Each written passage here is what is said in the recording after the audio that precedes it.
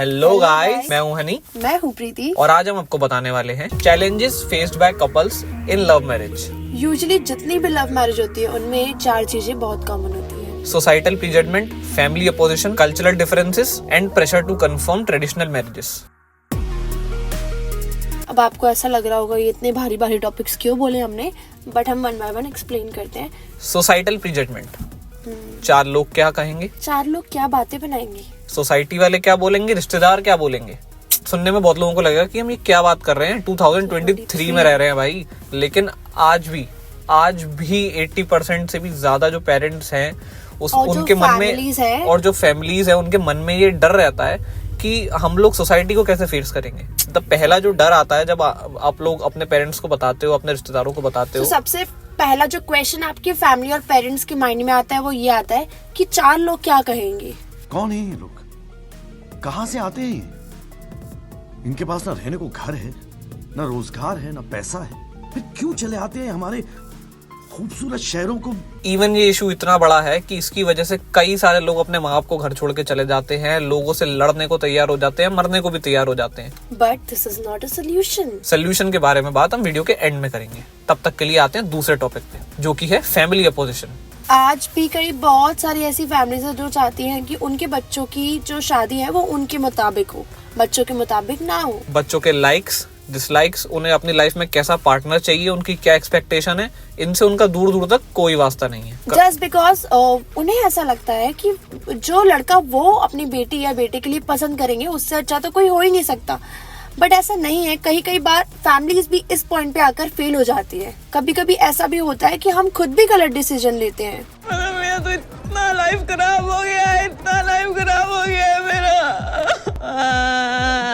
काफी बार दोनों families agree नहीं होती हैं लव मैरिजेस के लिए। कई कबार एक साइड की फैमिली रेडी होती है तो एक साइड की नहीं होती है, बट इन द एंड हमको दोनों को ही रेडी करना पड़ता है। Exactly. Number 3 is caste difference. लड़का कौन सी जाति का है, लड़के की कास्ट क्या है, उसकी जाति क्या है, उसका धर्म क्या है। ये सबसे बड़ा जो मेजर जो टॉपिक आता है एंड में, अगर आपके घर वाले मान भी गए तो सबसे बड़ा उनके माथे का जो बोझ होता है वो सबसे बड़ा यही होता है कि लड़के की कास्ट क्या है। एक बार को आप कास्ट में तो फिर भी ठीक है कि मतलब डिफरेंट कास्ट में तो माँ बाप मान जाते हैं, बट डिफरेंट रिलीजन में मानना it's very next to impossible. उसमें तो पेरेंट्स क्लियर नो कर देते हैं। बट एट द एंड हमें ये ध्यान में रखना चाहिए पेरेंट्स को कि as we all are humans, हमें भगवान ने बनाया और हम ह्यूमन है। सो अगर हमारी कास्ट डिफरेंस है भी तो इससे ज्यादा कोई फर्क नहीं पड़ता, ये सिर्फ हमारी मेंटलिटी होती है। वैसे देखा जाए तो आजकल पेरेंट्स काफी ज्यादा मॉडर्न हो गए हैं, काफी ज्यादा जो है इंटरकास्ट मैरिजेस आजकल बहुत कॉमन हो गई हैं और आजकल बहुत ही ज्यादा हो गई। लेकिन सबसे बड़ी जो मेन प्रॉब्लम होती है इंटर रिलीजन में। इफ अगर आपका पार्टनर जो है वो दूसरे रिलीजन का है तो आपको बहुत ही ज्यादा प्रॉब्लम आती है। हम जिस सोसाइटी में रहते हैं उसकी मेंटेलिटी ही कुछ इस तरीके से है कि इवन हमारे मन में भी कहीं ना कहीं बैकएंड हमें पता होता है, सबकॉन्शियसली हमारे मन में चलता रहता है कि अगर दूसरे रिलीजन का लड़का या लड़की पसंद करेंगे तो हमारा कुछ पॉसिबल ही नहीं है। इसलिए हम कभी भी उन लोगों को लेकर सीरियस नहीं हो पाते और ना ही उनके संग फ्यूचर देख पाते हैं। बट ऐसे कुछ लोग हैं जो सच में देख पाते हैं फ्यूचर एंड उनकी शादी पॉसिबल भी हुई है।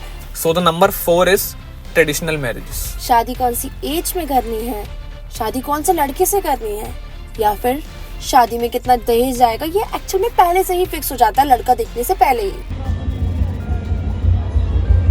1,01,11,111। एक इंडिविजुअल की प्रेफरेंस क्या है, उसे अपना लाइफ पार्टनर किस तरीके का चाहिए या वो किस तरीके का फ्यूचर चाहते हैं, उससे उनको कोई फर्क नहीं पड़ता।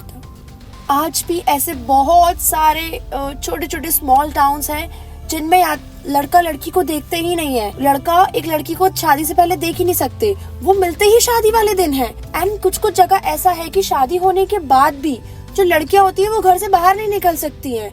A lot of times parents सोचते हैं कि हम जो लड़का पसंद करेंगे हम भी तो सब देख के ही पसंद करेंगे, हमारी पसंद बच्चों की पसंद। बट एग्जैक्टली कई बार वो सही होते हैं और कई बार वो सही नहीं भी होते हैं। सो एक कंसल्ट करना अपने बच्चों से कि वो जिंदगी में क्या चाहते हैं, कैसा पार्टनर चाहते हैं, किस तरीके की जिंदगी चाहते हैं। हो सकता है कि उनको सामने वाले से कुछ प्रॉब्लम हो, उसकी कुछ आदतें पसंद ना हो, तो एक सॉर्ट ऑफ कंसेंट लेना बहुत ज्यादा जरूरी होता है जो आज भी मिसिंग है। कई बार ऐसा होता है जब लड़का या लड़की अपने पेरेंट्स की बात नहीं मानते तो पेरेंट्स उनकी शादी जबरदस्ती करवा देते हैं।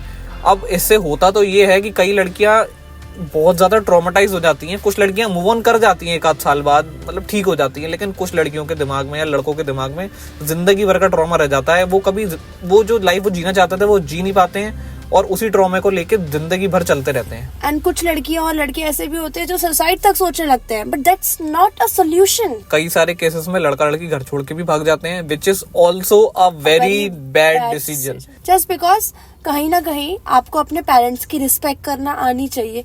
जस्ट बिकॉज जिन पेरेंट्स ने आपको पाल पोस के इतना ज्यादा बड़ा किया है, अगर आप उन्हें ऐसा डिच करके या धोखा देके जाओगे तो सोचो उनके दिल पर क्या बीतेगी। कंक्लूजन, इन सारी चीजों को मिला के कंक्लूजन तो एक ही निकलता है कि अगर आप चाहते हैं कि आप लव मैरिज करें और अपने पेरेंट्स को कन्विंस करना चाहते हैं तो ऑब्वियस सी बात है ये चीज उनके लिए बहुत ज्यादा नहीं है, तो आपको स्ट्रांग बन के रहना पड़ेगा। कई बार पेरेंट्स इजीली मान जाते हैं लेकिन कई बार नहीं भी मानते हैं। सो हमें उनका वेट करना चाहिए कि वो समझे बात को। वो उनके लिए दुनिया बहुत ज्यादा नहीं है, उनको ये पता ही नहीं है कि आजकल का लाइफस्टाइल क्या है, आजकल के लोगों की सोच क्या है, आजकल के लोगों की प्रेफरेंस क्या है। उन्हें जो लगता है कि उन्होंने जो जिंदगी जी है उन्होंने वो जी है। उन्हें लगता है कि आज की जनरेशन भी यही जीना चाहती है और यही करना चाहती है, बट एक्चुअली में जो फर्क आ जाता है वो आ जाता है कि 2005 के बाद दुनिया बहुत बदल गई। जब से ग्लोबलाइजेशन और इंटरनेट आ गया उसके बाद से दुनिया 360 बदल चुकी है, हर चीज बदल गई है पहले के मुकाबले। इसीलिए पेरेंट्स को भी हमारी चीजों के साथ कोप अप करना इट्स वेरी टफ, तो उनको टाइम देना चाहिए। और किसी भी चीज में सुसाइड या फिर घर छोड़ के भागना इट्स नॉट अ सोल्यूशन। सो अगर आपको लव मैरिज करनी है तो सबसे पहले आपको श्योर होना पड़ेगा अपने पार्टनर के साथ। आप दोनों को बैठ के डिस्कस करना होगा कि आप दोनों कैसी लाइफ चाहते हैं। ये डिसीजन जिंदगी भर का डिसीजन होता है, एक बार का डिसीजन नहीं है कि आज आपने शादी कर ली कल तलाक ले लिया। और ये जो डिसीजन होता है इंडिया में शादी 2 लोगों की नहीं 2 परिवारों की होती है। सो आपका ये डिसीजन जो होता है ये बहुत बड़ा होता है। इससे सिर्फ आप और आपका पार्टनर नहीं, आप दोनों की पूरी फैमिलीज अफेक्ट होती हैं।